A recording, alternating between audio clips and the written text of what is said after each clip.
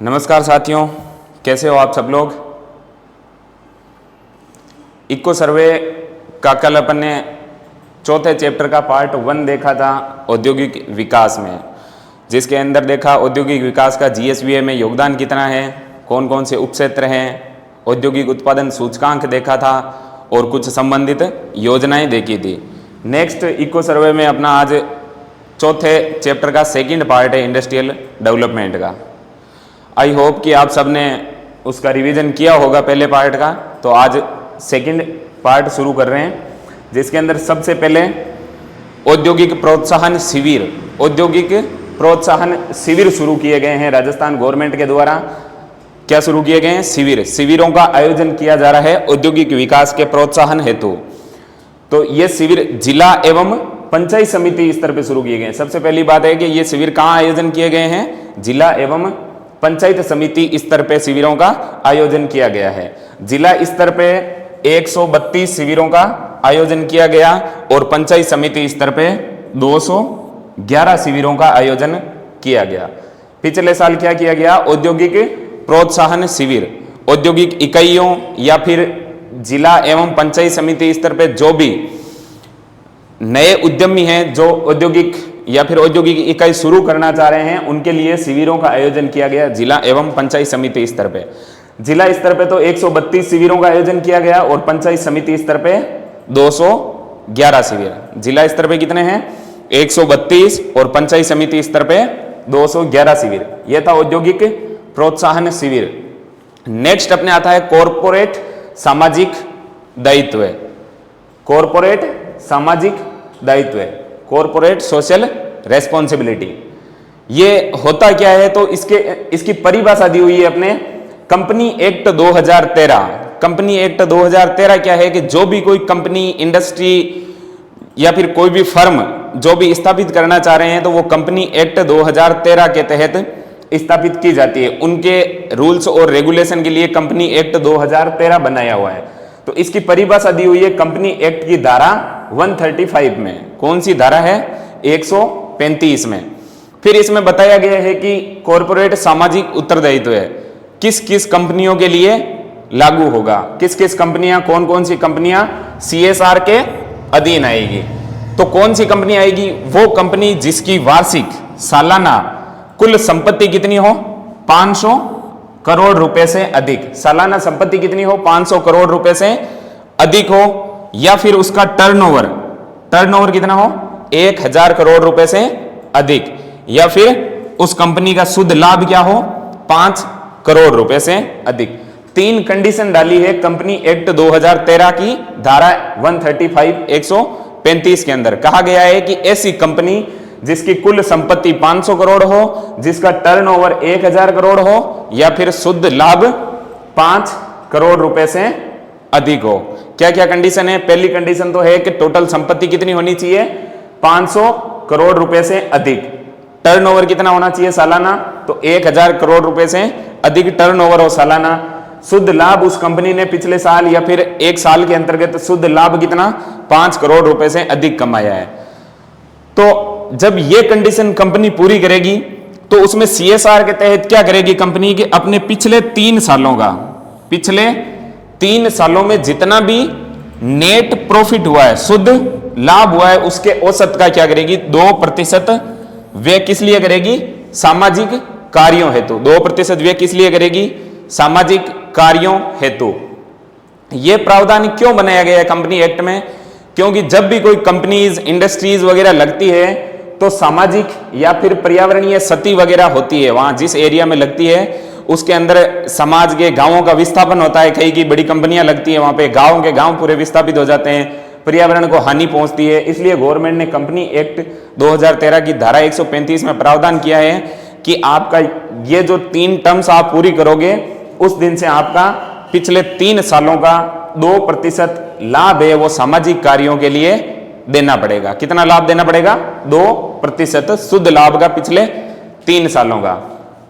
Example के रूप में आप देख सकते हो कि लगभग घरों में अपने शांति डाबर आंवला केश तेल आता है, शायद उसके ऊपर लिखा हुआ आता है, परसेंटेज फिक्स है, शायद उसका 5% कुछ ऐसा करके है कि उसमें एड भी आता है। तो एड में देते हैं कि इसके नेट प्रॉफिट का या फिर इस बोतल के ऊपर जो MRP है उस MRP का 5% शिक्षा के तहत जाएगा। इसमें जो CSR है उस शिक्षा के तहत या फिर चिकित्सा के अंदर कोई भी सोशल काम होगा, सामाजिक काम होगा, उसके अंदर वहन किया जाता है। तो एक बार वापस देख लो, कंपनी एक्ट 2013 की धारा 135 के अनुसार कौन कौन सी कंडीशन डाली है कंपनी के अंदर कि उसकी कुल संपत्ति 500 करोड़ हो, टर्नओवर 1000 करोड़ हो और शुद्ध लाभ 5 करोड़ रुपए हो, तो उसको CSR के तहत पिछले 3 सालों में शुद्ध लाभ का औसत 2% CSR के तहत वहन करना होगा।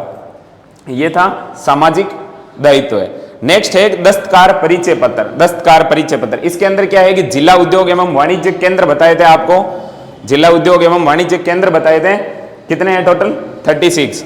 उनके द्वारा क्या किया जाएगा, हस्तकला से जो भी जुड़े हुए होंगे, हस्तकला से जो भी दस्तकार या कारीगर या फिर कामगार जो भी जुड़े हुए होंगे, उनके ऑनलाइन परिचय पत्र बनाए जाएंगे।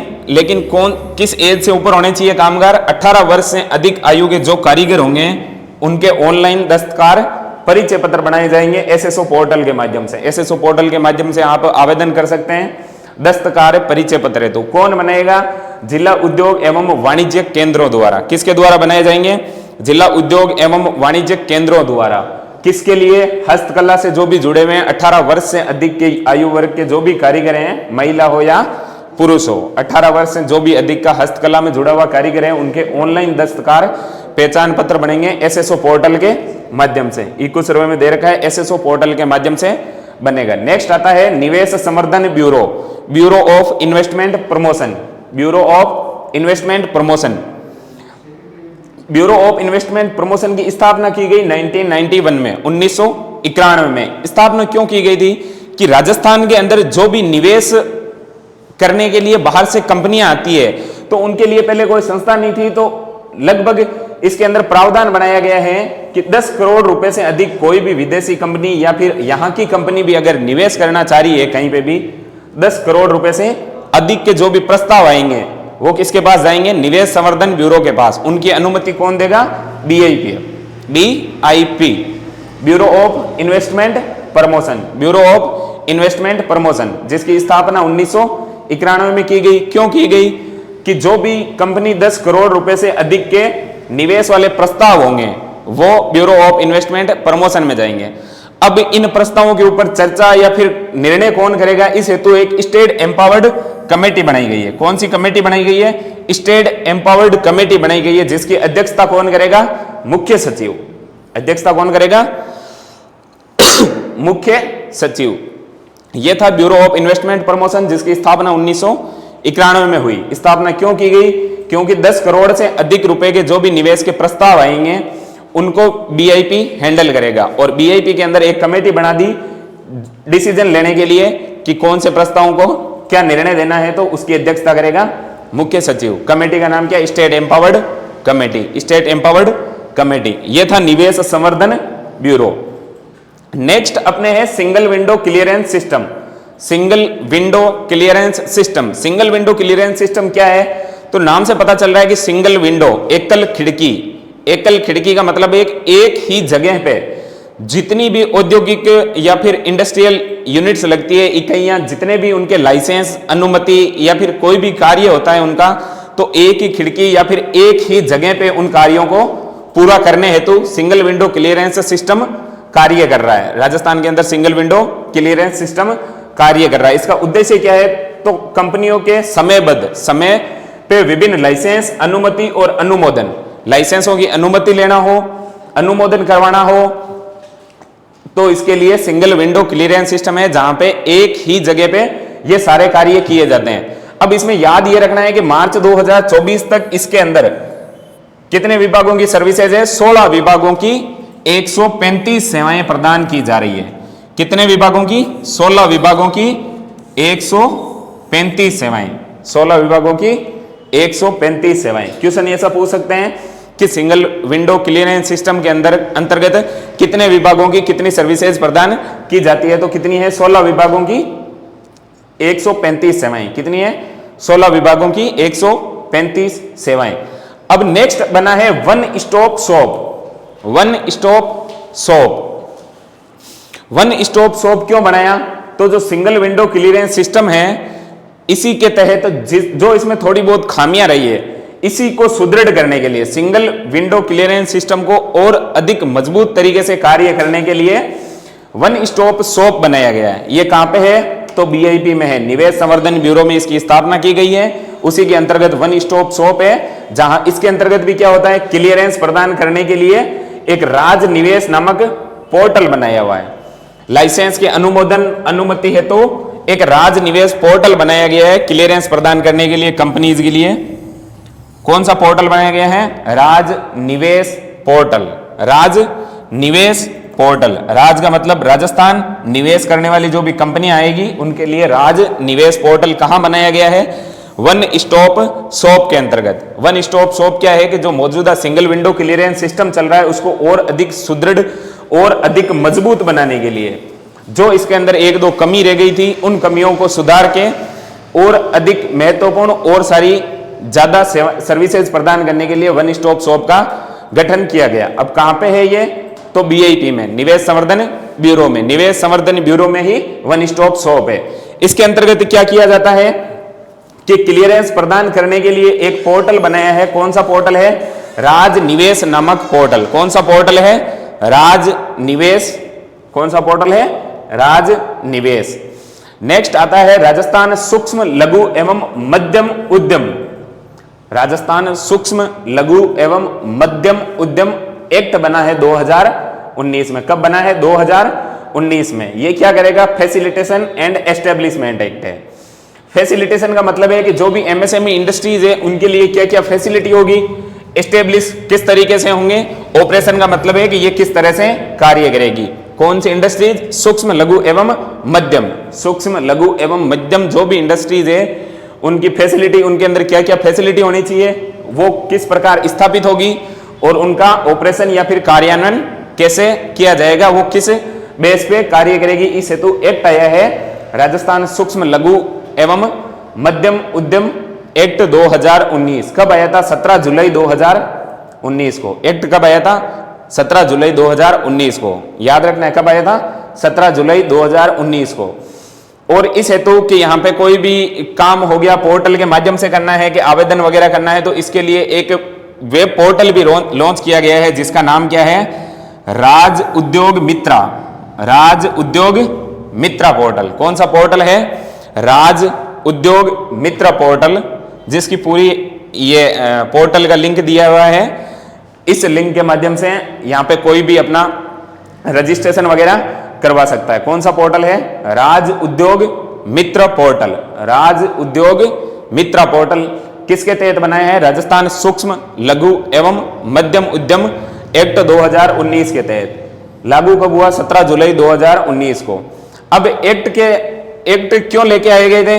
तो जब इसकी पावती प्रमाण पत्र, मतलब जब रसीद जारी हो जाएगी, जब आपका प्रमाण पत्र जारी हो जाएगा कि आप इंडस्ट्रीज स्थापित कर सकते हैं, वहां से लेके 5 साल तक, नेक्स्ट 5 साल तक जो भी आवेदक होगा उसको राज्य सरकार के सभी कानूनों के तहत अनुमोदन और निरीक्षण से छूट मिलेगी। किसमें छूट मिलेगी? अनुमोदन और निरीक्षण से छूट मिलेगी। ये छूट क्यों दी गई? छूट क्यों दी गई?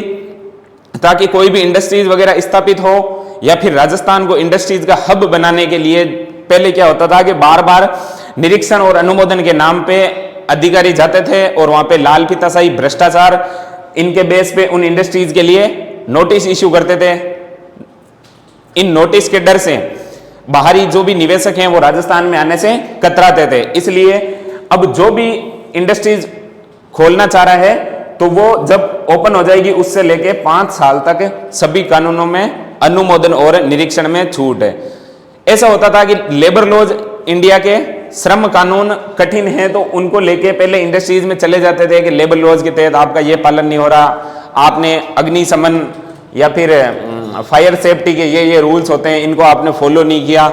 इसको लेके हर एक छोटी मोटी चीज को लेके उनके निरीक्षण वगैरह के लिए जो भी अधिकारी वगैरह चले जाते थे तो वो भ्रष्टाचार वगैरह को बढ़ावा मिलता था। इस भ्रष्टाचार से ही मुक्ति पाने के लिए राजस्थान सूक्ष्म लघु एवं मध्यम उद्यम अधिनियम 2019 लाया गया। कब लाया गया? डेट याद रखनी है, 17 जुलाई 2019 को। 17 जुलाई 2019 को लाया गया।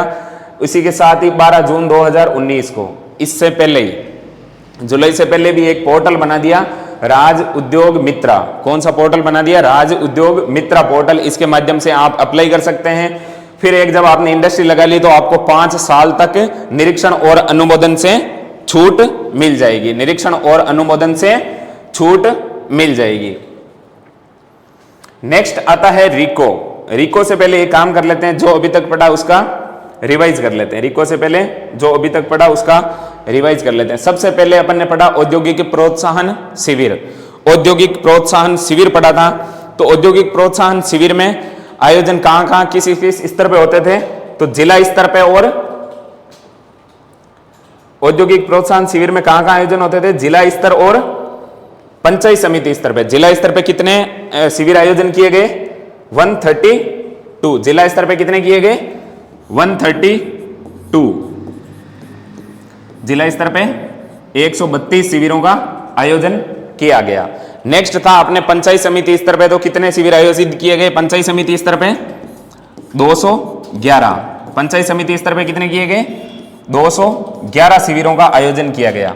सबसे पहले यही पढ़ा था औद्योगिक प्रोत्साहन शिविर। औद्योगिक प्रोत्साहन शिविर। फिर अपन ने पढ़ा था CSR। CSR corporate social responsibility. सामाजिक कॉर्पोरेट सामाजिक उत्तरदायित्व है। यह किसके लिए लागू होगा? कंपनी एक्ट बना था अपना। कंपनी एक्ट कौन सा था? 2013। इसकी धारा कौन सी थी? 135। कंपनी एक्ट की धारा 135 के अनुसार क्या क्या प्रावधान किए गए थे? कि वो कंपनी जिसकी संपत्ति कितनी है, टोटल संपत्ति कितनी है कंपनी की? 500 करोड़। संपत्ति 500 करोड़ से अधिक। संपत्ति कितनी? जिसकी 500 करोड़ प्लस हो। संपत्ति 500 करोड़ से अधिक हो। टर्नओवर कितना हो? 1000 करोड़ से अधिक। टर्नओवर कितना होगा? 1000 करोड़ से अधिक। और लाभ कितना हो? शुद्ध लाभ। शुद्ध लाभ भी देखा था, कितना था? 5 करोड़। जो इन कंडीशंस को पूरी करेगा, संपत्ति 500 करोड़, टर्नओवर 1000 करोड़ और लाभ 5 करोड़ से इन कंडीशन को पूरी करेगा, उसको क्या करना पड़ेगा? अपने जो पिछले 3 साल थे, पिछले 3 सालों का 2% CSR के तहत वहन करना पड़ेगा। कितने प्रतिशत? 2% CSR के तहत वहन करना पड़ेगा। नेक्स्ट अपन ने देखा था BIP। नेक्स्ट क्या देखा था? BIP। BIP bureau of investment promotion कब स्थापना की गई थी? 1991 में।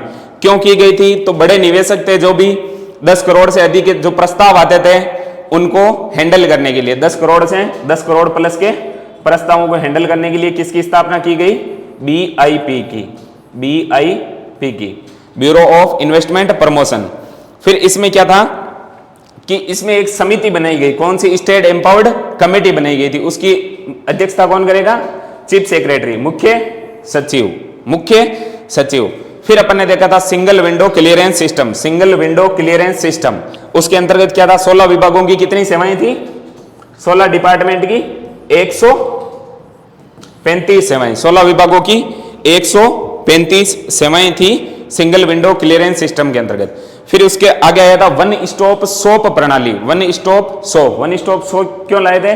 कि इन्हीं सेवाओं में जो कमियां रही है सिंगल विंडो सिस्टम में, उनको सुदृढ़ करने के लिए वन स्टॉप शॉप लाए गए थे। और वन स्टॉप शॉप कहां पे है? BIP के अंदर ही स्थापना की गई है। इसके बाद राजस्थान सूक्ष्म लघु एवं मध्यम उद्यम फैसिलिटेशन एक्ट पड़ा था, लागू हुआ था 17 जुलाई 2019 को। निष्पादन हेतु एक पोर्टल बनाया था राज उद्योग मित्रा। फिर पावती प्रमाण पत्र, जब से आपकी कंपनी स्टेब्लिश हो जाएगी उससे 5 साल तक अनुमोदन और निरीक्षण में छूट मिलेगी। इसके बाद में नेक्स्ट अपना है रिको, राजस्थान राज्य औद्योगिक विकास एवं विभिन्न योजना हेतु निगम। राजस्थान राज्य औद्योगिक विकास, रिको। क्या है रिको? रिको की स्थापना सबसे इंपॉर्टेंट है, कई बार एग्जामों में पूछा गया है कि रिको की स्थापना कब हुई? 1980 में। रिको की स्थापना कब हुई थी? 1980 में। अब रिको है क्या? तो राज्य में जो भी औद्योगिक विकास है, राज्य में जो भी औद्योगिक विकास है, औद्योगिक इकाइयां हैं, उनको गति देने वाली राजस्थान के अंदर शीर्ष संस्था है रिको। क्या है, औद्योगिक विकास को गति देने वाली शीर्ष संस्था है रिको।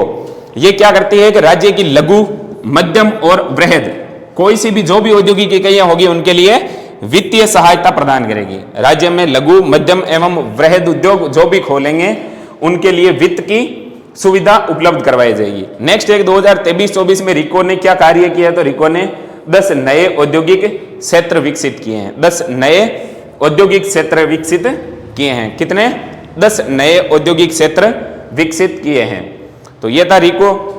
रिको की स्थापना कब हुई थी? 1980 में, 1980 में। राज्य की औद्योगिक विकास को गति देने वाली रिको शीर्ष संस्था है। क्या करेगी? लघु, मध्यम एवं वृहद श्रेणी की जो भी औद्योगिक इकाइयां होगी उनको वित्तीय सहायता प्रदान करेगी। 2023-24 के दौरान रिको ने 10 नए औद्योगिक क्षेत्रों की स्थापना की है। नेक्स्ट है micro small enterprises cluster development programme योजना। Micro small enterprises cluster development programme योजना। माइक्रो और स्मॉल जो भी एंटरप्राइज खोलेंगे उनके लिए क्लस्टर डेवलपमेंट यानी समूह बनाने हेतु एक प्रोग्राम योजना चल रही है, जो क्या है, लघु उद्योगों के विकास के लिए ग्रामीण और अविकसित क्षेत्रों में। कौन से क्षेत्रों में? ग्रामीण और अविकसित जो क्षेत्र हैं उनके अंदर क्या करेंगे? एकीकृत संरचना प्रदान करेंगे। किनको? लघु उद्योगों को। लघु उद्योगों को क्या करेंगे? ग्रामीण और अविकसित क्षेत्र में एकीकृत संरचना प्रदान करेंगे। ये केंद्र सरकार के द्वारा चलाई जा रही योजना है, जो राजस्थान में भी चल रही है। कौन सी है? Micro small enterprises cluster development program. क्या है? लघु उद्योगों के विकास हेतु ग्रामीण और अविकसित क्षेत्रों में एकीकृत संरचना प्रदान करने के लिए। यह थी केंद्र सरकार के द्वारा चलाई जा रही योजना।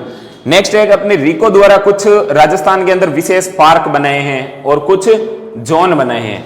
यहां से आपको नेक्स्ट 1-2 एग्जामों में या फिर आने वाले साल में 101% क्वेश्चन देखने को मिलेगा। 101% क्वेश्चन देखने को मिलेगा। सबसे पहले देखना है कौन सा पार्क है?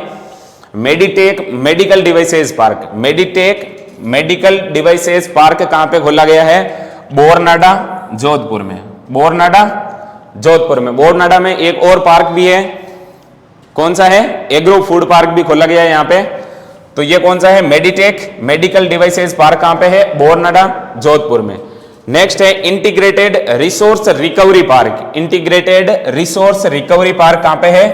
थोलई जमुआ रामगढ़, जयपुर में। थोलई जमुआ रामगढ़, जयपुर में। इसका उद्देश्य क्या है? तो ये क्या है कि प्रदूषण पे नियंत्रण एवं पर्यावरण संरक्षण को बढ़ावा मिलेगा। कौन से पार्क के द्वारा? इंटीग्रेटेड रिसोर्स रिकवरी पार्क कहां पे है? थोलई जमुआ रामगढ़, जयपुर में। उद्देश्य क्या है? प्रदूषण नियंत्रण एवं पर्यावरण संरक्षण को बढ़ावा मिलेगा। नेक्स्ट एग्रो फूड पार्क आपने पढ़े भी थे पहले भी। कितने एग्रो फूड पार्क है राजस्थान में? 4। कौन कौन से? पहला है बोरनाडा, जोधपुर, सेकंड कोटा, तीसरा अलवर और चौथा श्री गंगानगर। जोधपुर, कोटा, अलवर, श्री गंगानगर। जोधपुर, कोटा, अलवर, श्री गंगानगर। जोधपुर, कोटा, अलवर, श्री गंगानगर। यह था तीसरा एग्रो फूड पार्क। चौथा है कृषि एवं खाद्य प्रसंस्करण क्षेत्र। कृषि एवं खाद्य प्रसंस्करण क्षेत्र कहां पे खोला गया है? तिंवरी, जोधपुर में। तिंवरी, जोधपुर में क्या है? कृषि एवं खाद्य प्रसंस्करण क्षेत्र। नेक्स्ट है स्पोर्ट्स गुड्स एवं टॉय जोन। जो भी खेल की सामग्री है एवं खिलौने हैं वो कहां पे हैं? खुसखेड़ा, भिवाड़ी, अलवर में। कहां पे है? खुसखेड़ा, भिवाड़ी, अलवर में। इसके आगे है कि जापानी जोन राजस्थान में कहां पे है? नीमराणा, अलवर में। और कोरियन जोन कहां पे है? गिलोथ, अलवर में। कहां पे है? गिलोथ, अलवर में। फिर कुछ सेज खोले गए हैं। तो जेम्स एंड ज्वेलरी के 2 सेज हैं। कहां पे? सीतापुरा, जयपुर में। एक महिंद्रा वर्ल्ड सिटी सेज है, जो कौन कौन चला रहा है? जयपुर के अंदर ये महिंद्रा वर्ल्ड सिटी पे महिंद्रा ग्रुप और रिको। महिंद्रा ग्रुप और रिको दोनों के द्वारा संचालित कौन सा सेज है? Mahindra world city says. ये थे रिको के द्वारा विकसित किए गए कुछ विशेष पार्क और जोन। एक बार रिवाइज करो, देखें। मेडिटेक मेडिकल डिवाइस पार्क कहां पे है? बोरनाडा, जोधपुर में। अगला है इंटीग्रेटेड रिसोर्स रिकवरी पार्क कहां पे है? थोलई जमुआ रामगढ़, जिसका उद्देश्य क्या है? प्रदूषण नियंत्रण एवं पर्यावरण संरक्षण को बढ़ावा देना। एग्रो फूड पार्क कहां पे है? जोधपुर, कोटा, अलवर, श्री गंगानगर। कहां पे है? जोधपुर, कोटा, अलवर, श्री गंगानगर में। फिर एक कृषि एवं खाद्य प्रसंस्करण क्षेत्र कहां पे है? तिंवरी, जोधपुर में। कहां पे है? तिंवरी जोधपुर में क्या है, कृषि एवं खाद्य प्रसंस्करण क्षेत्र। स्पोर्ट्स गुड एवं टॉय जोन कहां पे है, खुसखेड़ा भिवाड़ी में, खुसखेड़ा भिवाड़ी अलवर में, खुसखेड़ा भिवाड़ी अलवर में। नेक्स्ट है जापानी जोन कहां पे है, नीमराणा में, जापानी जोन नीमराणा में। कोरियन पार्क कहां पे है, गिलोत अलवर में। फिर दो सेज है, कौन कौन से, जेम्स एंड ज्वेलरी के दो सेज हैं, फर्स्ट एवं सेकंड दोनों ही कहां पे है, सीतापुरा जयपुर में। सीतापुरा इंडस्ट्रियल एरिया है जयपुर में, उसी के अंतर्गत जेम्स एंड ज्वेलरी के दो सेज हैं। और नेक्स्ट दूसरा सेज कौन सा है, महिंद्रा वर्ल्ड सिटी सेज कहां पे है, जयपुर में है। इसका संचालन कौन कर रहा है, महिंद्रा ग्रुप और रिको, महिंद्रा ग्रुप और रिको। तो ये थे रिको के कुछ पार्क्स और विशेष जोन थे।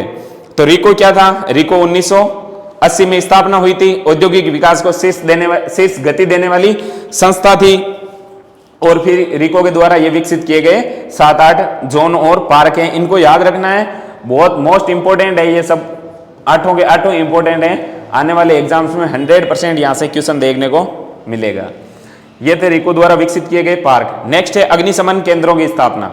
अग्निशमन केंद्रों की स्थापना आप देखोगे कि औद्योगिक इकाइयां जो भी है उनके अंदर जो भी इंडस्ट्रियल काम चल रहा है, उन काम से कभी कभार क्या हो जाता है, आगजनी जैसी घटनाएं हो जाती है। और उस आगजनी घटना के बचाने हेतु, मान लो कि कहीं इंडस्ट्री चल रही है और कोई आगजनी की घटना हो गई और अग्निशमन केंद्र मान लो दूर है, वहां तक पहुंचते पहुंचते पूरी इंडस्ट्री जल के राख हो गई, तो इंडस्ट्रियों के आसपास ही, मान लो ये इंडस्ट्री है तो इसी के आसपास या फिर उसी इंडस्ट्रियल एरिया के अंदर ही क्या खोले हैं, अग्निशमन केंद्रों की स्थापना की गई है। टोटल कितने खोले हैं, 5 अग्निशमन केंद्र स्थापित किए गए हैं। पहला कौन कहां पे है, केशवाना नीमराणा के अंदर, केशवाना नीमराणा के अंदर।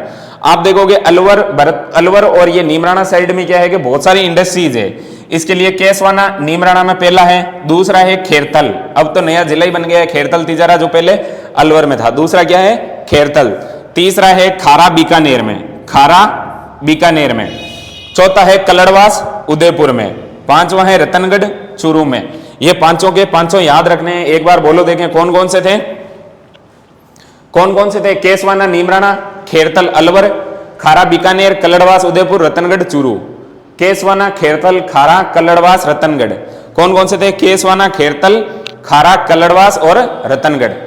केशवाना, खेरतल, खारा, कलड़वास और रतनगढ़। केशवाना कहां पे है, नीमराणा में। खेरतल अपने ही अब नाम से ही जिला बन गया है, खेरतल तिजारा के नाम से उसी में ही है। खारा बीकानेर में, कलड़वास उदयपुर में, रतनगढ़ चूरू में। ये थे अपने अग्निशमन केंद्र। कितने हैं, 5 है टोटल में।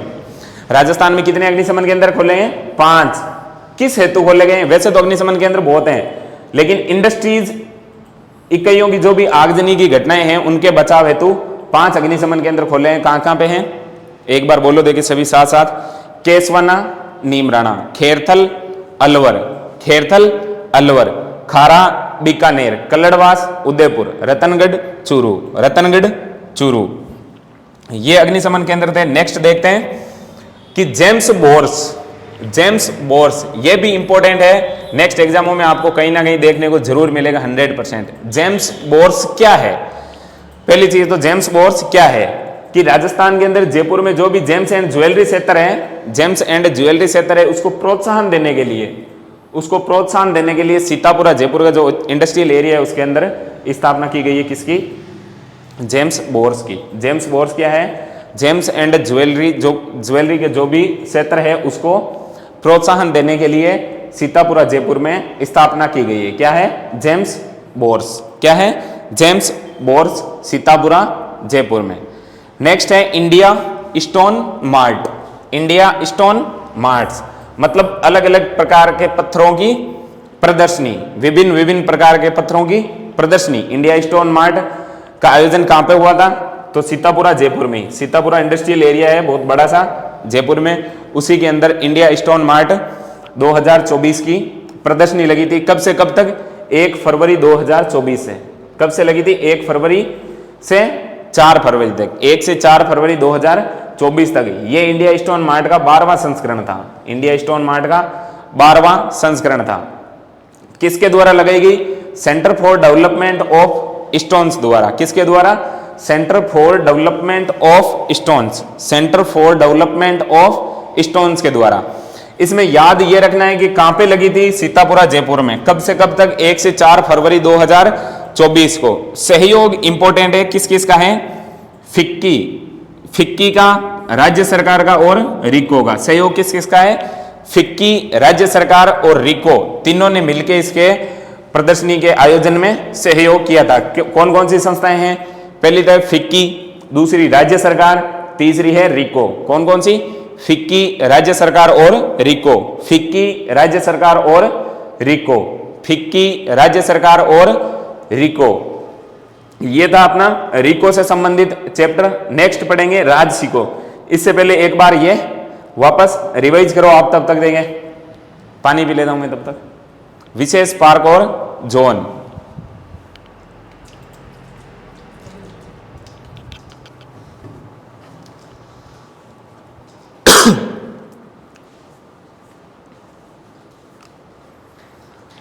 तो इसके अंतर्गत पहला पार्क कौन सा था? Meditech medical device park. कहां पे था?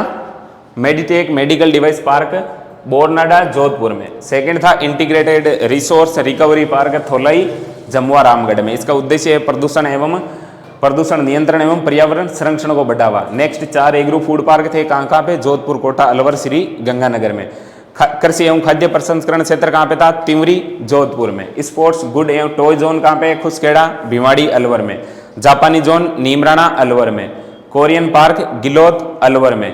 और सेज कहां पे है? जेम्स एंड ज्वेलरी वाला सेज है first and second Sitapura, Jaipur में। और दूसरा एक है Mahindra world city says, Mahindra group और रिको के द्वारा संचालन किया जा रहा है।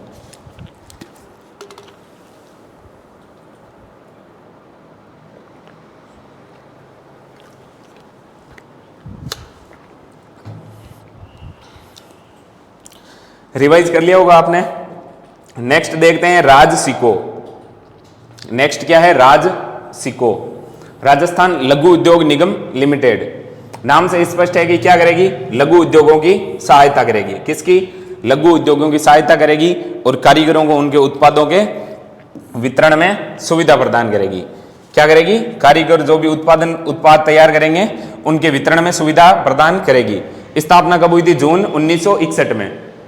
स्थापना कब हुई थी? जून 1961 में। उद्देश्य क्या है? लघु उद्योगों को सहायता एवं कारीगर जो भी उत्पाद तैयार करेंगे उनके वितरण में सुविधा प्रदान करेगी। कौन? राजसिको, राजस्थान लघु उद्योग निगम लिमिटेड। राजस्थान लघु उद्योग निगम लिमिटेड। अब क्या है कि राजसिको, रिको तो पार्क विकसित कर रही थी, अब राजसिको भी कुछ कार्य कर रही है राजस्थान के अंदर। तो राजसिको क्या कर रही है? इनलैंड कंटेनर डिपो बना रही है। इनलैंड कंटेनर डिपो, जिनको शुष्क बंदरगाह भी कहते हैं। शुष्क बंदरगाह क्यों कहते हैं इनको? इनलैंड क्यों कहते हैं? शुष्क इसलिए कि जो बंदरगाह होते हैं वो समुद्र या फिर नदियों के किनारे स्थित होते हैं। राजस्थान में ऐसे कोई समुद्र टच है नहीं राजस्थान के। तो इनलैंड मतलब जमीन के ऊपर ही कंटेनर डिपो स्थापित करेंगे, उनको क्या कहेंगे? शुष्क बंदरगाह। कहां पे है ये? जयपुर, जोधपुर, भीलवाड़ा और भिवाड़ी। कहां पे है? जयपुर, जोधपुर, भीलवाड़ा और भिवाड़ी, अलवर में। ये भी वहीं है जहां पे इंडस्ट्रीज लगी हुई है। जयपुर, जोधपुर, भीलवाड़ा, भिवाड़ी। जयपुर, जोधपुर, भीलवाड़ा, भिवाड़ी। ट्रिक से याद करो तो ऐसे याद कर सकते हो, J B B J, J B B J. Jaipur, Bhilwara, Bhiwadi, Jodhpur. Jaipur, Bhilwara, Bhiwadi, Jodhpur. J B B J, J B B J. Next है air cargo complex. Air cargo complex कहां पे है? तो सांगानेर जो एयरपोर्ट है वहां से एयर कार्गो कॉम्प्लेक्स है। जो भी सामानों का एक्सपोर्ट करना है, जो भी सामानों का एक्सपोर्ट करना है विदेशों के लिए या फिर राज्य में ही एक जगह से दूसरी जगह, तो सांगानेर एयरपोर्ट से एयर कार्गो कॉम्प्लेक्स बनाया हुआ है। Air cargo complex Sanganer Jaipur में, और एयर कार्गो कॉम्प्लेक्स भवन बनाया हुआ है वो कहां पे है? मानसरोवर जयपुर में। मानसरोवर जयपुर में। फिर एक उत्पादों की बिक्री के लिए राजस्थली विक्रय केंद्र बनाए हुए हैं। क्या जो कारीगर जो भी उत्पाद तैयार करते हैं राजस्थान के, उन उत्पादों की बिक्री के लिए राजस्थली विक्रय केंद्र बने हुए हैं। कहां पे है? जयपुर में भी है, उदयपुर में है, दिल्ली और कोलकाता। कहां पे है? 4 जगह, जयपुर, उदयपुर, दिल्ली, कोलकाता। जयपुर, उदयपुर, दिल्ली, कोलकाता। ये था राजसिको। राजसिको की स्थापना कब हुई? 1961, जून 1961 में। उद्देश्य क्या है कि राजस्थान लघु उद्योग निगम लिमिटेड का तो लघु उद्योगों को सहायता प्रदान करेगा और कारीगरों को उनके जो भी उत्पाद है उनके वितरण में सुविधा प्रदान करेगा। कैसे करेगा? तो इनके लिए राज्य स्तरीय विक्रय केंद्र खोल दिए। राज्य स्तरीय विक्रय केंद्र कहां कहां पे? जयपुर, उदयपुर, दिल्ली और कोलकाता। जयपुर, उदयपुर, दिल्ली और कोलकाता। फिर ये शुष्क बंदरगाह बना रही है, इनलैंड कंटेनर डिपो। कहां कहां पे? JBBJ, जयपुर, भीलवाड़ा, भिवाड़ी और जोधपुर। जयपुर, भीलवाड़ा, भिवाड़ी और जोधपुर में। फिर एयर कार्गो कॉम्प्लेक्स कहां पे है? सांगानेर एयरपोर्ट में। और भवन कहां पे है? मानसरोवर, जयपुर में। Air cargo complex Sanganer airport में और एयर कार्गो कॉम्प्लेक्स भवन जो बना हुआ है वो कहां पे है? मानसरोवर, जयपुर में। ये थी राजसी को। नेक्स्ट है अपने RFC, राजस्थान वित्त निगम, Rajasthan finance corporation. Rajasthan finance corporation, इसकी स्थापना कब हुई थी? 1955 में। 1955 में स्थापना हुई थी। वित्त निगम है राजस्थान वित्त निगम। वित्त का मतलब जो भी वित्तीय सहायता देने हेतु, तो यह किसको वित्तीय सहायता देगी? MSME इंडस्ट्री जो होगी उनको औद्योगिक परियोजना हेतु वित्तीय सहायता प्रदान करती है। MSME इंडस्ट्रीज को वित्तीय सहायता कौन देती है? RFC, राजस्थान वित्त निगम। नेक्स्ट है कि ये कितने रुपए तक की वित्तीय सहायता प्रदान करती है? कम से कम 4 से 5 बार क्वेश्चन आ गया है कि RFC मैक्सिमम कितने रुपए तक की सहायता प्रदान कर सकती है? 20 करोड़ रुपए तक के ऋण उपलब्ध करवाती है। RFC क्या करती है? MSME इंडस्ट्रीज को 20 करोड़ रुपए तक के ऋण उपलब्ध करवाती है। RFC स्थापना कब हुई थी? 1955 में। क्या करती है? MSME इंडस्ट्रीज को वित्तीय सहायता प्रदान करती है। MSME इंडस्ट्रीज को वित्तीय सहायता प्रदान करती है। और यह इंपॉर्टेंट है कि कितने रुपए तक की? 20 करोड़ रुपए अधिकतम है। 20 करोड़ तक रुपए तक का ऋण प्रदान करती है। RFC क्या करती है? 20 करोड़ रुपए तक के ऋण प्रदान करती है। RFC की स्थापना कब हुई थी? 1955 में, 1955 में। उद्देश्य क्या है? MSME इकाइयों को औद्योगिक जो भी परियोजनाएं हैं उन्हें तो वित्तीय सहायता प्रदान करेगी। अधिकतम ऋण कितने का प्रदान करेगी? ये याद रखने हैं, इंपॉर्टेंट है। अधिकतम ऋण कितना प्रदान करेगी? 20 करोड़ रुपए तक के ऋण उपलब्ध करवाएगी। कौन करवाएगी? RFC स्थापना कब हुई थी? 1955 में। RFC की स्थापना कब हुई थी? 1955 में। नेक्स्ट है युवा उद्यमिता प्रोत्साहन योजना। युवा उद्यमिता प्रोत्साहन योजना शुरुआत कब हुई थी? 2013-14 में। कब शुरुआत हुई थी इस योजना की? 2013-14 में। उद्देश्य क्या है इस योजना का? औद्योगिकीकरण में युवाओं की भागीदारी को बढ़ाना या फिर युवाओं की भागीदारी को सुनिश्चित करना। नाम से स्पष्ट हो रहा है, युवा उद्यमिता प्रोत्साहन, युवाओं को औद्योगिकीकरण या इंडस्ट्रीज के अंदर भागीदारी को बढ़ावा देना या फिर सुनिश्चित करना। इस योजना के तहत क्या किया जाता है? 1.5 करोड़ रुपए तक के ऋण उपलब्ध करवाए जाते हैं 6% की ब्याज पर, 6% की ब्याज पे। और युवा उद्यमियों की मैक्सिमम आयु कितनी होनी चाहिए? 45 वर्ष। 45 वर्ष। कौन सी योजना है? युवा उद्यमिता प्रोत्साहन योजना शुरू हुई थी 2013-14 में। किस लिए? तो युवाओं की भागीदारी औद्योगिकीकरण में सुनिश्चित करने के लिए। किसके लिए? तो जो भी 45 साल के अंडर जो भी युवा इंडस्ट्रीज खोलना चाह रहे हैं उनके लिए 1.5 करोड़ रुपए ऋण के रूप में देती है। कितने प्रतिशत ब्याज पे? 6% ब्याज पे। कितने रुपए? 1.5 करोड़ रुपए 6% के ब्याज पे युवा उद्यमिता प्रोत्साहन योजना के तहत दिए जाते हैं। कौन सी योजना के तहत? युवा उद्यमिता प्रोत्साहन योजना। शुरुआत कब हुई थी? 2013-14। कब हुई थी? 2013-14। उद्देश्य क्या है? औद्योगिकीकरण में युवाओं की भागीदारी सुनिश्चित करना। कितनी एज तक के युवा? तो 45 वर्ष तक के युवाओं को 1.5 करोड़ रुपए का ऋण 6% की ब्याज पे दिया जा रहा है राजस्थान गवर्नमेंट के द्वारा।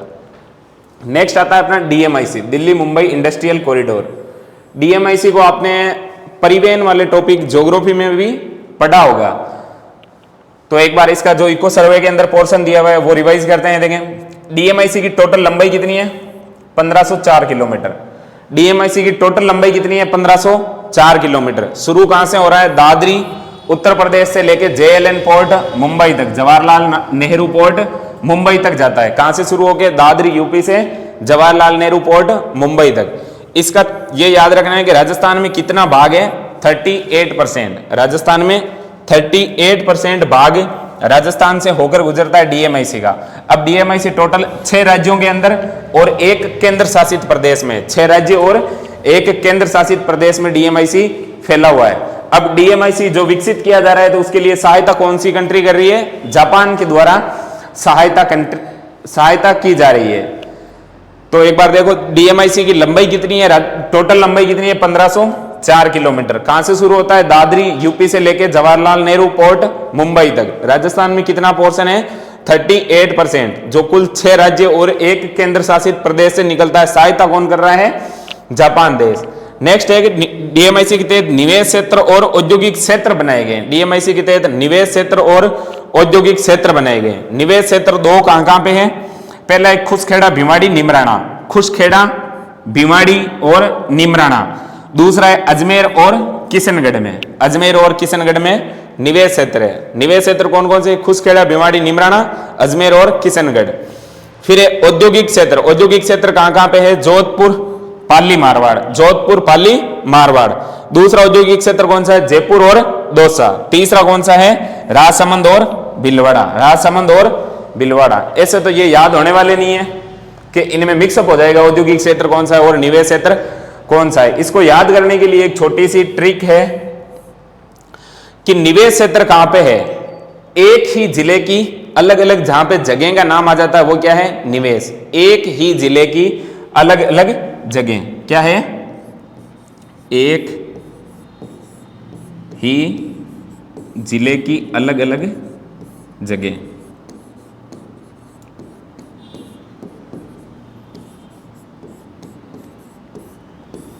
एक ही जिले की अलग अलग जगह। अब खुसखेड़ा भिवाड़ी निमराना ये सब कहां पे हैं, अलवर में। अभी वर्तमान जिलों के हिसाब से इधर उधर हो गए होंगे, लेकिन पहले ये सब अलवर में थे। खुसखेड़ा भिवाड़ी निमराना और किशनगढ़ अजमेर का ही पार्ट है, किशनगढ़ अजमेर का ही पार्ट है।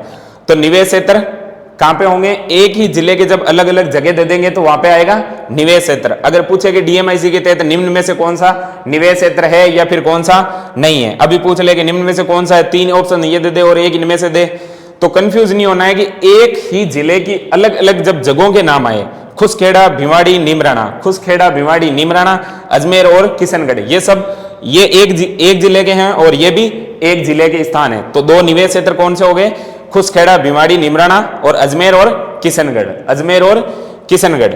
फिर याद करोगे औद्योगिक क्षेत्र, औद्योगिक क्षेत्र कहां पे कैसे याद करोगे, तो इसके अंदर अलग अलग जिले के नाम आएंगे, अलग अलग जिलों के नाम आएंगे।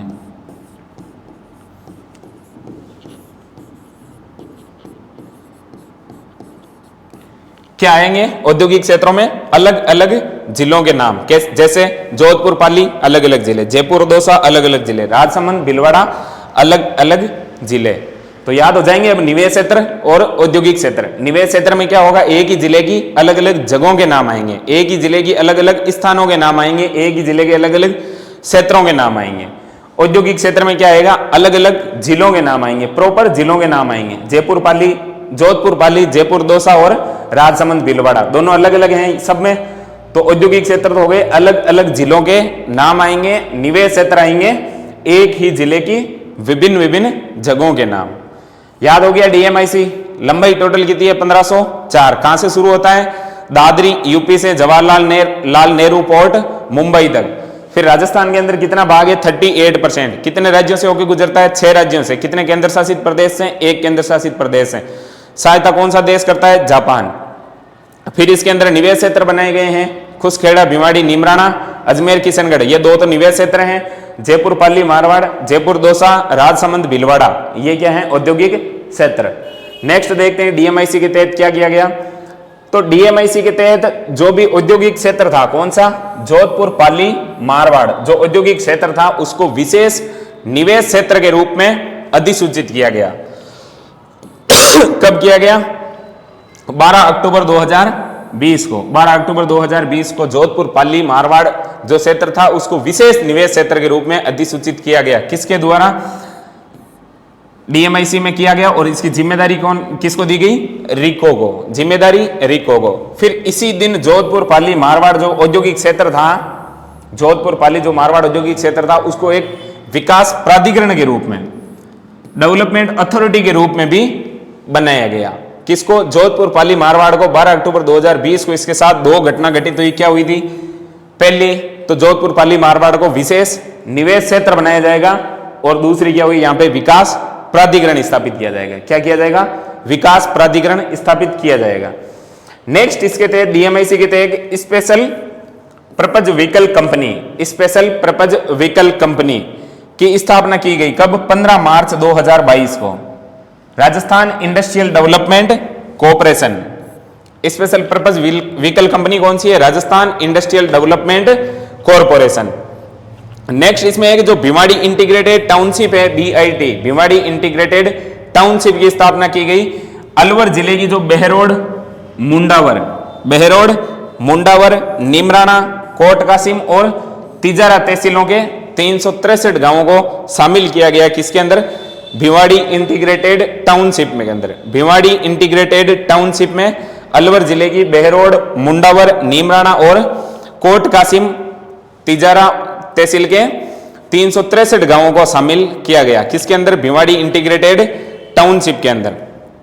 फिर भिवाड़ी एकीकृत विकास प्राधिकरण बनाया गया 22 फरवरी 2018 को। 22 फरवरी 2018 को BIDA बनाया गया, भिवाड़ी एकीकृत विकास प्राधिकरण। भिवाड़ी एकीकृत विकास प्राधिकरण कब बनाया गया?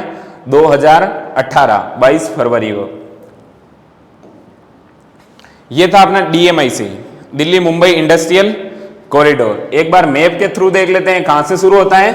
दादरी यूपी से, जाता कहां तक है? जवाहरलाल नेहरू पोर्ट मुंबई तक। कहां तक? जवाहरलाल नेहरू पोर्ट मुंबई तक। अब इसके अंदर कितने स्टेट शामिल थे? 6। कौन कौन से? काउंटिंग करो देखें।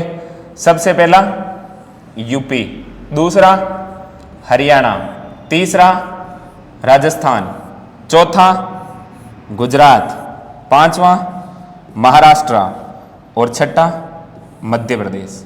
छठा मध्य प्रदेश। और एक केंद्र शासित प्रदेश कौन सा है? दिल्ली। कौन सा है? केंद्र शासित प्रदेश दिल्ली। 6 राज्य कौन कौन से हैं?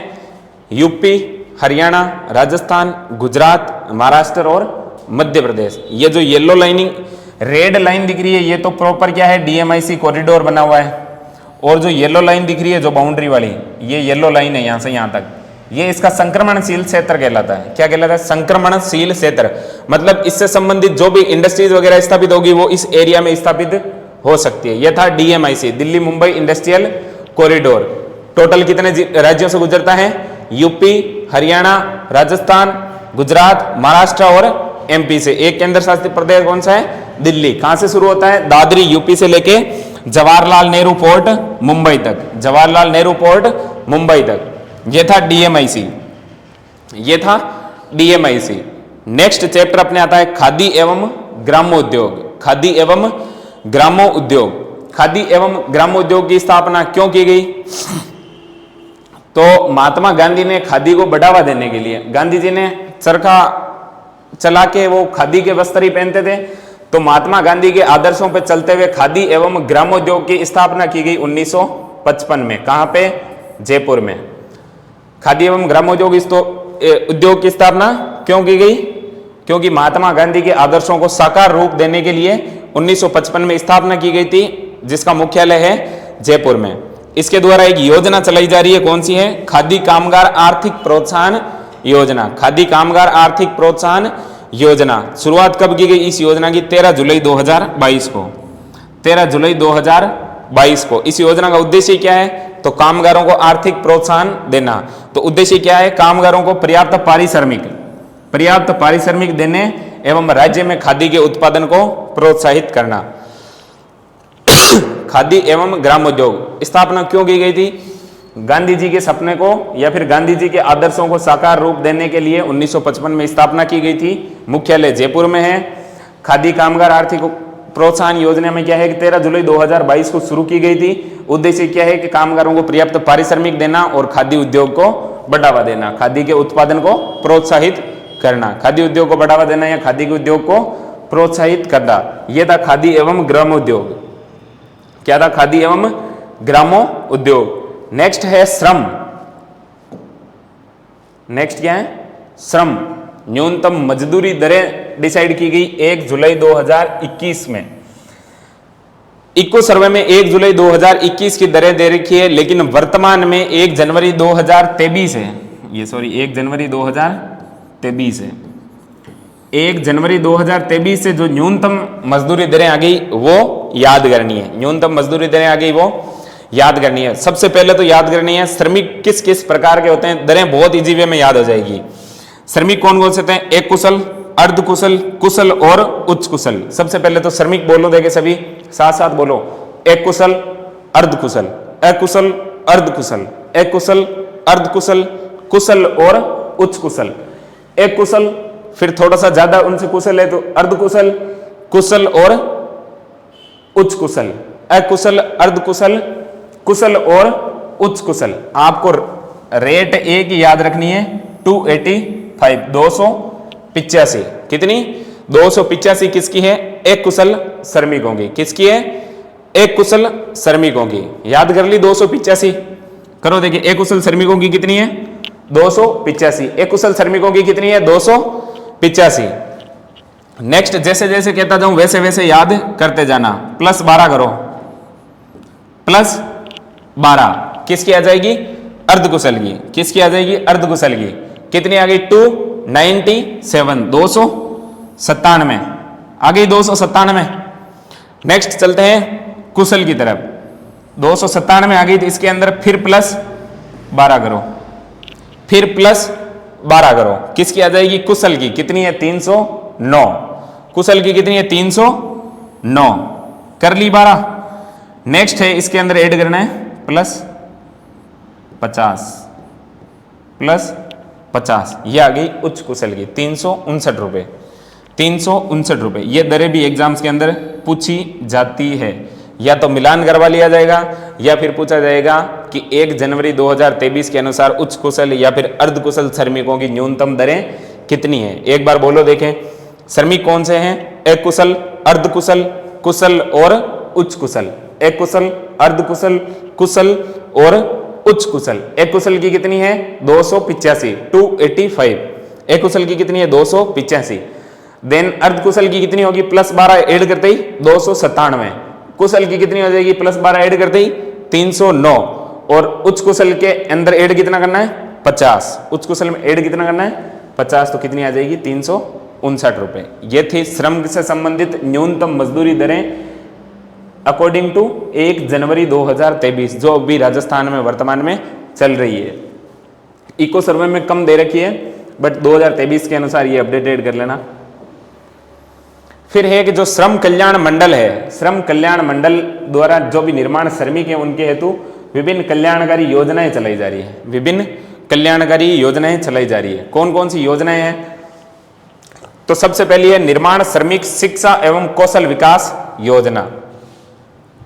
निर्माण श्रमिक शिक्षा एवं कौशल विकास योजना किसके लिए? तो श्रमिकों के बच्चों के लिए। कौन से बच्चे? जो कक्षा 6 से हायर एजुकेशन, उच्चतर एजुकेशन अध्ययन हेतु हितधारी के जो बच्चे पढ़ रहे हैं उनके लिए 8,000 से 25,000, 8,000 से 25,000 की छात्रवृत्ति प्रदान की जाएगी। 8,000 से 25,000 की छात्रवृत्ति प्रदान की जाएगी। किनको? जो निर्माण श्रमिक हैं उनके बच्चों को। जो कक्षा 6 से उच्चतर अध्ययन हायर एजुकेशन के लिए पढ़ेंगे उनको 8,000 से 25,000 तक की छात्रवृत्ति मिलेगी। देन ये है कि जो बच्चे ये पढ़ रहे हैं और अगर ये मेरिट में आ गए, मेधावी बच्चे हैं, होशियार है, नेक्स्ट टॉप कर लिया किसी ने क्लास के अंदर, तो 4,000 से 35,000 की और प्रोत्साहन राशि मिलेगी। और प्रोत्साहन राशि मिलेगी। निर्माण श्रमिक की शिक्षा एवं कौशल विकास योजना क्या है? कक्षा 6 से हायर एजुकेशन तक पढ़ने वालों के लिए जो बच्चे हैं श्रमिकों के उनके 8,000 से 25,000 तक की छात्रवृत्ति मिलेगी। जो मेधावी बच्चे हैं टॉप करेंगे उनको 4,000 से 35,000 रुपए तक की प्रोत्साहन राशि दी जाएगी। यह थी निर्माण श्रमिक शिक्षा एवं कौशल विकास योजना। यह इंपॉर्टेंट है कि हितधारी की सामान्य अथवा दुर्घटना में, जो श्रमिक है उसकी सामान्य अथवा दुर्घटना में अगर डेथ हो जाती है या फिर श्रमिक घायल हो जाता है तो उस दशा के अंदर राजस्थान सरकार क्या सहायता देती है। तो श्रमिक के मान लो सामान्य मृत्यु हुई, किसी भी फैक्ट्री वगैरह में काम नहीं कर रहा था, ऐसे ही नॉर्मल नेचुरल डेथ हो गई, भगवान की कृपा से या फिर भगवान की वजह कृपा से डेथ हो गई तो उसको 2 लाख रुपए मिलेंगे। श्रमिक को 2 लाख, नेचुरल डेथ होती है तो 2 लाख रुपए। और अगर फैक्ट्रीज वगैरह के अंदर काम कर रहा है श्रमिक कहीं पे भी और दुर्घटना में उसकी डेथ हो जाती है तो परिवार को कितने रुपए मिलेंगे? 5 लाख रुपए। कितने? 5 लाख। नेचुरल डेथ पे 2 लाख, दुर्घटना में मौत पे 5 लाख। नेचुरल पे 2 लाख, दुर्घटना पे 5 लाख। नेचुरल पे 2 लाख, दुर्घटना में 5 लाख। फिर नेक्स्ट है कि दुर्घटना में कोई काम फैक्ट्री में कोई काम कर रहे थे और किसी मशीन के नीचे हाथ पैर या कुछ भी आने की वजह से विकलांग हो गया श्रमिक, तो विकलांग होने पे 3 लाख रुपए मिलेंगे। पूर्ण विकलांग हो गया तो 3 लाख, और आंशिक विकलांग हो गया मतलब चल फिर सकता है, अपना काम गुजारा कर सकता है, तो उसको 1 लाख रुपए, तो 1 लाख रुपए। और घायल हो जाता है और हॉस्पिटल में एडमिट करना पड़े तो उसको 5,000 रुपए से लेके 20,000 रुपए तक की आर्थिक सहायता की जाएगी। किसके द्वारा? राजस्थान गवर्नमेंट के द्वारा। क्या है कि जब श्रमिक अगर सामान्य मृत्यु नेचुरल डेथ हो जाती है तो 2 लाख रुपए, और दुर्घटना के अंदर मृत्यु हो जाती है तो 5 लाख रुपए। दुर्घटना में मृत्यु हो जाती है तो 5 लाख रुपए, नेचुरल डेथ हो जाती है तो 2 लाख रुपए। विकलांग हो गया, पूर्ण विकलांग हो गया तो 3 लाख रुपए, आंशिक विकलांग हुआ तो 1 लाख रुपए, आंशिक विकलांग हुआ तो 1 लाख रुपए। अब घायल हो गया और एडमिट करना पड़े उसको तो 5,000 से 20,000 रुपए तक की सहायता। याद करो, देखें एक बार सभी के सभी साथ के साथ बोल बोल के लिख लिख के याद करो।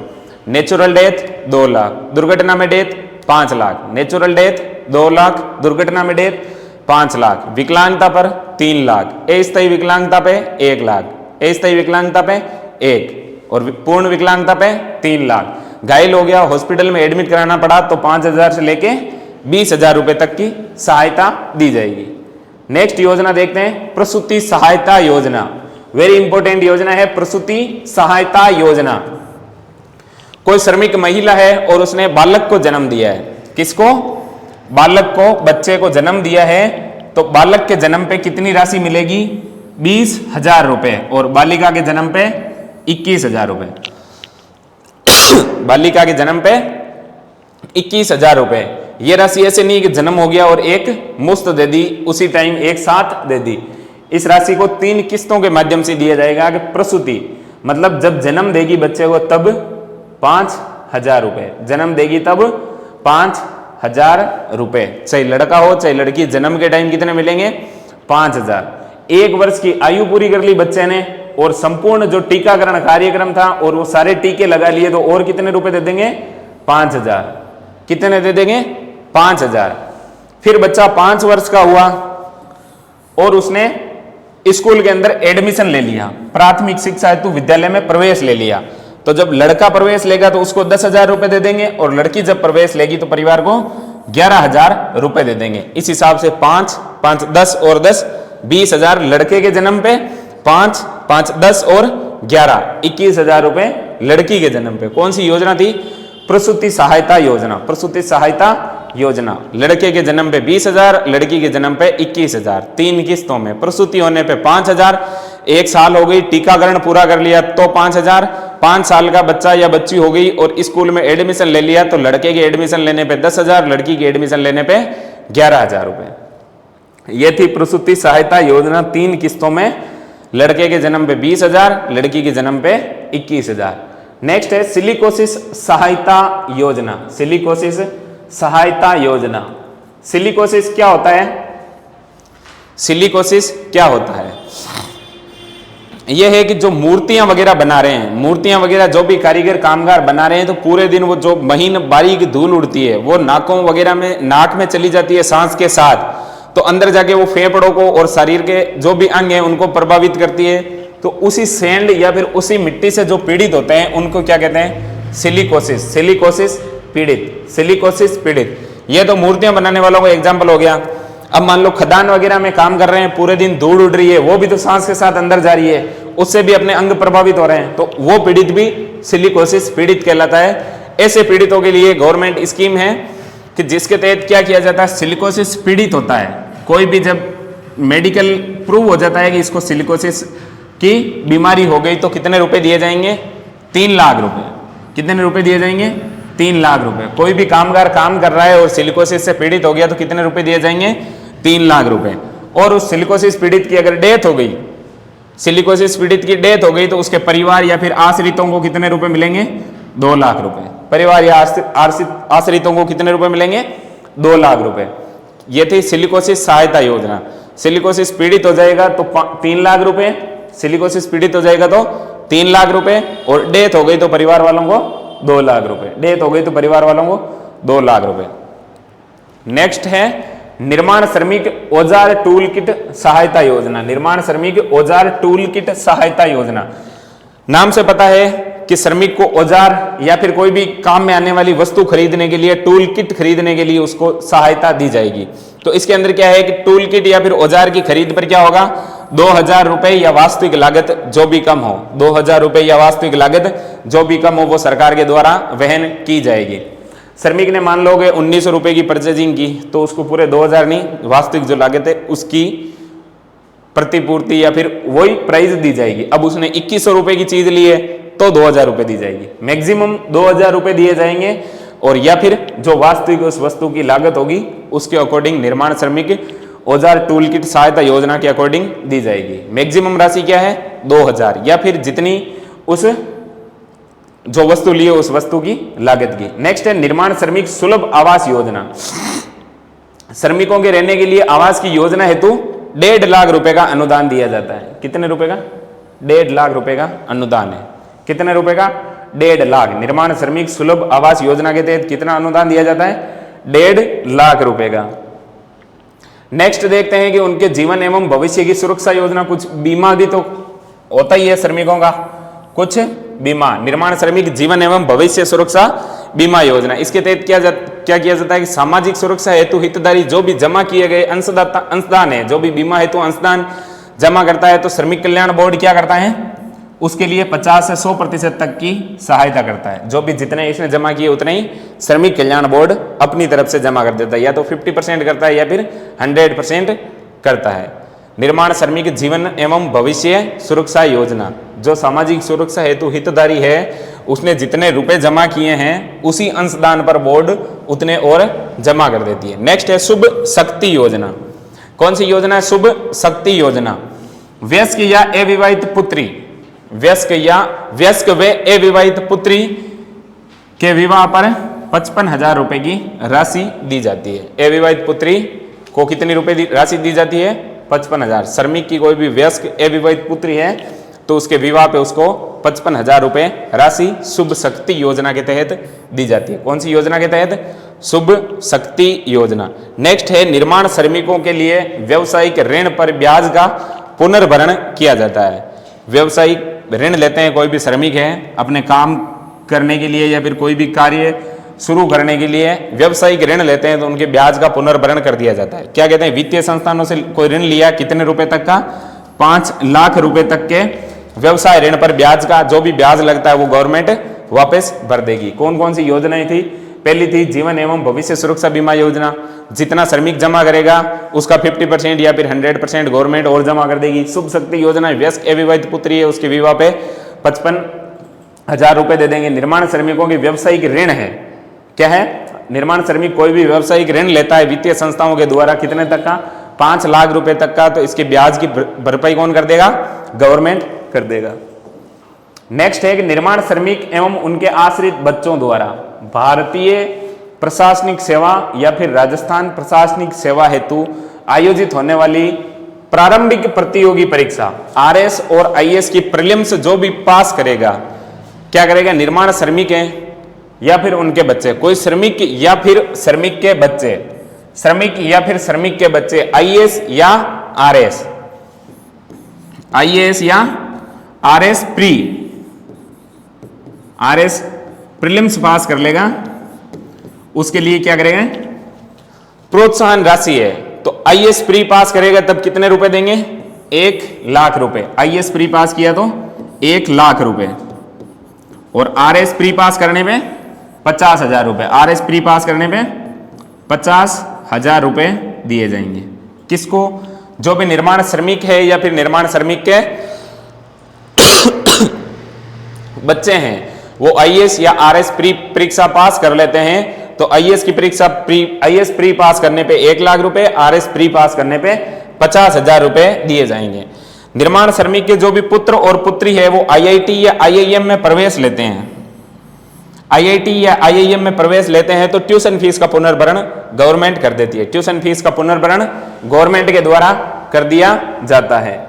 ये थी पहले तो आईएएस आरएस प्री पास करने पे योजना थी, आईएएस पास करोगे तो 1 लाख, आरएस की प्री परीक्षा पास करोगे तो 50,000 रुपए दिए जाएंगे। और जो लड़का लड़की IIT IIM में प्रवेश लेते हैं उनकी ट्यूस का पुनर्भरण कर दिया जाएगा। नेक्स्ट है निर्माण श्रमिकों के द्वारा विदेशों में रोजगार हेतु, जो भी श्रमिक वो अपना श्रमिक कार्ड बना हुआ है और वो श्रमिक विदेशों में जा रहा है रोजगार हेतु, तो वीजा में जो भी व्यय लगेगा उसकी प्रतिपूर्ति कर दी जाएगी 5,000 रुपए तक के खर्चे की। वीजा प्राप्त करने के लिए जितना भी खर्चा होगा तो 5,000 रुपए तक की राशि का पुनर्भरण कौन कर देगा? श्रम मंडल, श्रम कल्याण बोर्ड, श्रम कल्याण बोर्ड। फिर है निर्माण श्रमिक को अंतर्राष्ट्रीय खेल प्रतियोगिताओं में, अंतर्राष्ट्रीय खेल प्रतियोगिताओं के अंदर भाग ले लिया तो उनको प्रोत्साहन राशि दी जाएगी। कैसे? जो श्रमिक या फिर श्रमिक के बच्चे अगर प्रतियोगिता में भाग लेने के लिए क्वालिफाई भी कर गए तो कितने रुपए मिलेंगे? 2 लाख रुपए। अगर किसी प्रतियोगिता में भाग लेने के लिए क्वालिफाई भी कर गए तो 2 लाख रुपए। अगर कांस्य पदक जीत के लाए तो 5 लाख रुपए, कांस्य पदक जीत के लाए तो 5 लाख, सिल्वर मेडल जीत के लाए तो 8 लाख और गोल्ड मेडल जीत के लाए तो 11 लाख। अगर पार्टिसिपेट भी कर लिया तो 2 लाख, ब्रॉन्ज मेडल लेके आएंगे तो 5 लाख, सिल्वर मेडल लाएंगे तो 8 लाख, गोल्ड मेडल लाएंगे तो 11 लाख। कितना है? 2 5 8 11, 2 5 8 11। भाग लिया, कांस्य जीता, रजत जीता, गोल्ड जीता, भाग लिया, कांस्य जीता, रजत, गोल्ड। 2 5 8 11, 2 5 8 11 किसके लिए? निर्माण श्रमिकों के अंतर्राष्ट्रीय खेल प्रतियोगिताओं हेतु प्रोत्साहन राशि है श्रमिक या उनके बच्चों द्वारा। अब सोच रहे होंगे कि ये श्रमिकों की सारी इतनी योजनाएं क्यों पढ़ाई गई? इनमें से क्वेश्चन कुछ योजनाओं से आ भी सकते हैं, जैसे सिलिकोसिस पीड़ित योजना है, प्रसूति सहायता योजना है, या फिर RS मेंस जैसे एग्जाम के अंदर सीधा पूछ लेते हैं श्रम कल्याण मंडल द्वारा चलाई जा रही विभिन्न योजनाओं का विवरण करो, तो ये 13 योजनाएं थी। कितनी? 13 योजनाओं का विवरण कर सकते हैं 10 मार्क्स या फिर 5 मार्क्स में पूछा जाए तब। नेक्स्ट है इन श्रमिकों के लिए, नेक्स्ट और लास्ट है आज का चैप्टर, इन श्रमिकों के लिए ई श्रम पोर्टल बनाया गया है। ई श्रम पोर्टल कब लॉन्च किया गया? 26 अगस्त 2021 को। कब किया गया? 26 अगस्त 2021 को। तो इसका उद्देश्य क्या है? असंगठित जो श्रमिक है, असंगठित जो श्रमिक है उनका राष्ट्रीय डाटाबेस बनाने। तो क्या किया? राष्ट्रीय डाटाबेस के कौन सा श्रमिक कहाँ है उनके राष्ट्रीय डाटाबेस डाटा तैयार करने हेतु ई श्रम पोर्टल लॉन्च किया गया। कब किया गया? 26 अगस्त 2021, 26 अगस्त 2021। इसके अंदर पात्रता क्या है कि जो भी इसके अंदर रजिस्टर करना चाहिए तो वो एक असंगठित श्रमिक हो, असंगठित श्रमिक हो। आयु कितनी हो? 16 से 59 साल। आयु कितनी हो? 16 से 59 साल। और जो भी यहाँ पे रजिस्टर करना चाहिए वो श्रमिक टैक्स पेयर नहीं होना चाहिए, आयकर दाता नहीं होना चाहिए, या फिर NPS नेशनल पेंशन स्कीम वगैरह का सदस्य नहीं होना चाहिए, या फिर नेशनल पेंशन स्कीम वगैरह का सदस्य नहीं होना चाहिए। यह था ई श्रम पोर्टल। लॉन्च कब किया गया? 26 अगस्त 2021 को। उद्देश्य क्या है? असंगठित श्रमिकों के लिए एक राष्ट्रीय डाटाबेस बनाने हेतु। फिर इसके अंदर पात्रता क्या है कि एक असंगठित श्रमिक हो, आयु 16 से 59 साल हो, श्रमिक आयकर दाता नहीं हो, या NPS का हिस्सा नहीं ले रहा हो। ये अपने चैप्टर 4 की सेकंड क्लास थी। इसके अंदर आज अपन ने सबसे पहले तो औद्योगिक प्रोत्साहन शिविर पढ़ लिए, फिर नेक्स्ट देखा था CSR, फिर उसके बाद देखा था BIP bureau of investment promotion, उसके बाद सिंगल विंडो, फिर वन स्टॉप शॉप, फिर देख लिया राजस्थान सूक्ष्म लघु एवं मध्यम फैसिलिटेशन एक्ट देख लिया, फिर उसके बाद RICO, राजसिको और RFC, और ये ई श्रम से संबंधित जितनी भी योजनाएं थी श्रम मंडल के द्वारा चलाई जा रही जितनी भी योजनाएं थी और न्यूनतम मजदूरी दरें देख ली। आई होप कि आपको क्लास अच्छी लगी होगी और अच्छे से याद हुआ होगा। तो जब भी नेक्स्ट क्लास लगेगी उस टाइम तक ये सारे डाटा याद कर लेना, लिख के याद करो, डिस्कस कर करके याद करो।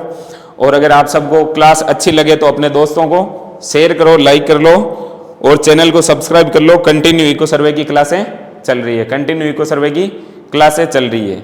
धन्यवाद, बेस्ट ऑफ लक, मिलते हैं नेक्स्ट क्लास में। Thank you.